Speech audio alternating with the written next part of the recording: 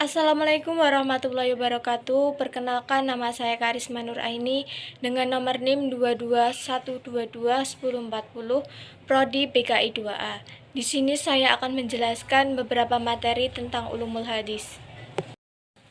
Yang pertama kita akan membahas tentang struktur pembentuk hadis, yaitu ada sanad, ada matan, dan ada mukharij. Yang pertama ada pengertian sanad. Sanad adalah jalan yang menyampaikan kita pada matan hadis. Artinya, sanad adalah mata rantai periwayatan yang menghubungkan antara penulis hadis dengan generasi di atasnya, hingga sampai kepada Nabi. Sanad berisi rangkaian perawi dan lafal yang mereka gunakan dalam meriwayatkan hadis. Dan sanad inilah yang pada nantinya menjadi acuan dalam penilaian kualitas hadis. Yang kedua, selanjutnya ada matan hadis. Matan adalah redaksi, teks atau bunyi dari sebuah hadis yang berada di akhir sanad. Artinya, matan hadis adalah pembicaraan, teks, redaksi, materi berita yang dibawa oleh para perawi hadis yang berada setelah berakhirnya rangkaian sanad. Matan dapat berisi ucapan, perbuatan, ketetapan, ataupun sifat yang berasal dari Nabi apabila berupa hadis ataupun dari sahabat dan generasi setelahnya bila selain hadis. Yang ketiga ada mukharij. Mukharij adalah orang yang menyampaikan dan menuliskan dalam suatu kitab apa-apa yang pernah didengar dan diterima dari seorang guru. Mukharij atau perawi hadis. Kata mukharij, ismi fa'il bentuk pelaku dari kata takhrij atau istikharij dan ikhraj yang dalam bahasa diartikan menyampaikan, mengeluarkan, dan menarik. Kedudukan sanad dan matan. Kedudukan sanad dalam hadis sangat penting karena hadis yang diperoleh atau diriwayatkan akan mengikuti siapa yang meriwayatkannya. Dengan sanad, suatu periwayatan hadis dapat diketahui mana yang dapat diterima atau ditolak dan mana hadis yang sahih atau tidak untuk diamalkan. Sanad merupakan jalan yang mulia untuk menetapkan hukum-hukum Islam. Materi yang kedua ada pembagian hadis dari segi kuantitas, jumlah perawi, dan kualitasnya. Pembagian hadis dari segi kuantitas. Hadis mutawatir secara etimologis, mutawatir sama artinya dengan mutabi, yaitu yang beriringan-iringan antara satu dengan lainnya. Secara terminologis, hadis yang diriwayatkan oleh sekelompok orang yang menurut adat mustahil, mereka bersepakat untuk berdusta. Hal ini seimbang sejak dari awal sanad hingga akhir sanad serta tidak ditemukan kejanggalan pada setiap tingkatan atau tabaqah. Hadis mutawatir dibagi menjadi dua. Yang pertama ada mutawatir latsi, adalah hadis yang secara tekstual diriwayatkan persis sama baik reaksi maupun bentuknya oleh sekelompok orang yang tidak mungkin mereka bersepakat untuk berdusta sejak dari awal sanad hingga akhir sanad. Yang kedua ada mutawatir maknawi, adalah hadis yang diriwayatkan oleh sekelompok yang tidak mungkin sepakat berdusta dan secara maknawi memiliki konotasi makna yang sama, meskipun redaksi berbeda dari hadis ahad. Terdiri dari 3 jenis, yaitu masyhur, aziz, dan gharib. Yang A. Hadis masyhur. Ibnu Hajar menyatakan bahwa yang dimaksud dengan hadis masyhur adalah hadis yang memiliki jalur periwayatan lebih dari 2 jalur, tetapi tidak mencapai tingkatan mutawatir. Yang B. Hadis aziz.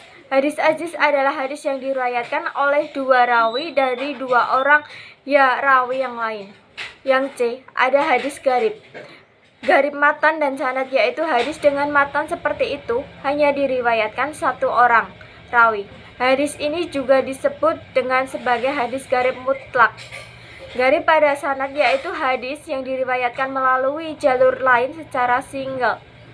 Gharib pada matan yaitu hadis secara single memiliki matan yang berbeda dengan yang lain. Yang selanjutnya ada pembagian hadis dari segi kualitatif. Pembagian hadis dari segi kualitatif dibagi menjadi 3, yaitu sahih, hasan, dan daif. Hadis sahih adalah hadis yang diriwayatkan oleh rawi yang adil, kuat hafalannya, debit, sanadnya bersambung, tidak ganjil, dan tidak cacat. Hadis sahih dibagi menjadi dua, yaitu sahih ilaizi dan sahih li ghairihi. Hadis hasan memiliki kriteria yang sama dengan hadis sahih, hanya berbeda dalam hafalan perawinya. Rawi kurang kuat hafalannya. Hadis hasan dibagi menjadi dua, yaitu hasan illa izzatihi dan hasan li ghairihi. Hadis dhaif adalah hadis yang tidak memenuhi salah satu syarat-syarat hadis sahih maupun hadis hasan. Yang selanjutnya ada pembagian hadis dhaif. Pembagian hadis dhaif. Yang A, dhaif karena terputusnya sanad. Hadis munahoti, hadis mu'alak, hadis mudalah hadis, mursalah hadis, dan mudalas. Yang B, dhaif karena rawinya tidak adil, hadis matruk, hadis munkar. Yang C, dhaif karena lemahnya hafalan hadis mudra, hadis mutarib, hadis makfu. Yang D, dhaif karena kejanggalan syaz dan kecacatan ilah, hadis syaz, hadis mu'alal. Yang E, dhaif karena sandarannya hadis mauquf, hadis maktu. Materi selanjutnya ada kodifikasi pembukuan hadis. Pertama kali pembukuan hadis. Yang pertama kali membukukan hadis Nabi, orang yang pertama kali memberi perhatian untuk membukukan hadis Nabi yaitu Muhammad bin Muslim bin Ubaidillah bin Syahib al-Zuhri al-Badani. Selanjutnya kodifikasi hadis dilakukan pada masa dinasti Abbasiyah yang disponsori oleh pemimpin-pemimpin Abbasiyah. Pertama kali membukukan hadis sahih. Yang pertama kali membukukan hadis sahih adalah Imam Hadis, Imam Hufaz, dan Amrul Mukmin al-Hadis Abu Abidillah Muhammad bin Ismail bin Ibrahim bin Mukhairid bin Barziyah al-Bukhari. Bangkit pada masa ini, beliau mengumpulkan hadis-hadis sahih dalam satu kitab Al-Jami Al-Sahih yang diseleksi dari ratusan ribu yang beliau hafalkan. Yang selanjutnya ada kitab-kitab hadis pada abad kedua sampai abad keempat Hijriah. Kitab-kitab hadis pada abad kedua Hijriah: Al-Musnad karya Abu Hanifah, Al-Musnaf karya Al-Auza'i, Al-Musnaf karya Jubaih bin Hajjah, Al-Musnaf karya Al-Laits bin Sa'ad, Al-Muwatta Toha karya Imam Malik. Yang selanjutnya, kitab-kitab hadis pada abad ketiga Hijriah. Yang pertama, Sunan Sa'id bin Mansur karya Imam Sa'id bin Mansur. Musnaf Ibni Abi Syaibah karya Imam Ibnu Abi Syaibah. Musnad Ishaq karya Imam Ishaq bin Rawahi. Musnad Ahmad karya Imam Ahmad. Sunan Al-Darimini karya Imam Al-Darimini. Yang terakhir, kitab-kitab hadis pada abad keempat Hijriah. Yang pertama, Sahih Ibni Huwazimah karya Imam Ibnu Huwazimah. Yang kedua, Musnad Abi Awanah karya Imam Abu Awanah. Yang ketiga, Sahih Ibni Hibban karya Imam Ibni Hibban.